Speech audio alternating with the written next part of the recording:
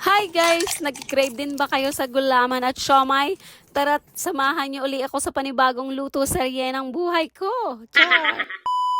Magluluto ako ngayon ng king crab na siomai. Ilalagay ko siomai, carrots. I-blender muna para mas pino.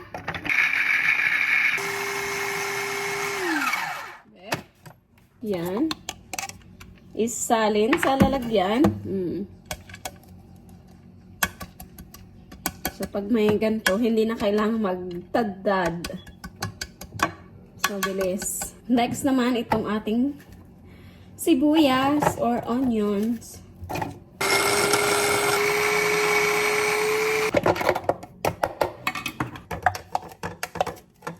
Nakakaiyak ang sibuyas.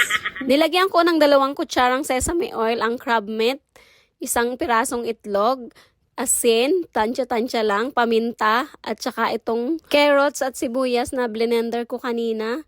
At hahaluin lang na mabuti hanggang sa magmix ng ayos.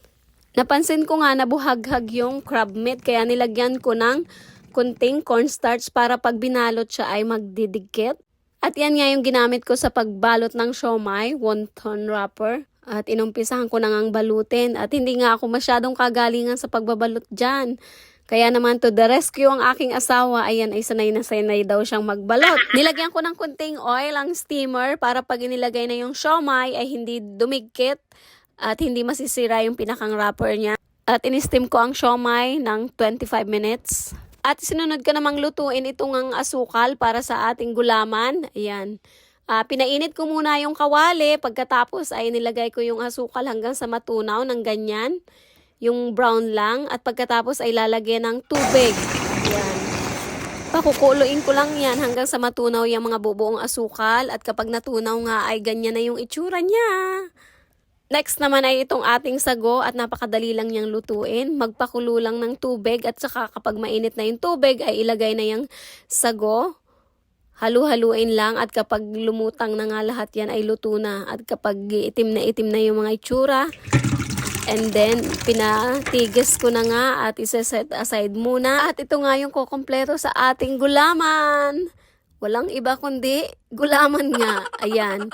Binili ko yan sa Filipino store. Hindi na kailangang lutuin yan kasi nga ready na yan, nakakainin.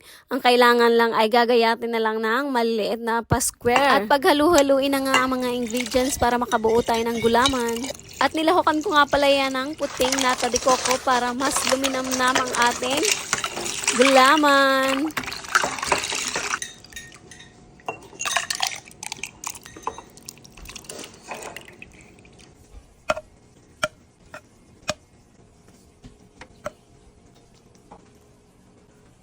Luto na ang ating crab siomai at nilagyan ko ng toyo mansi at saka itong bawang na crunchy na binili ko sa Filipino store. Luto na yung bawang. At nasolve na naman nga ang pag-crave namin sa siomai at gulaman at pati mga anak namin ay tuwang-tuwa. Sarap. Yeah. Yeah. Sarap daw. Priya si nanay. Mahiyain sa camera yan.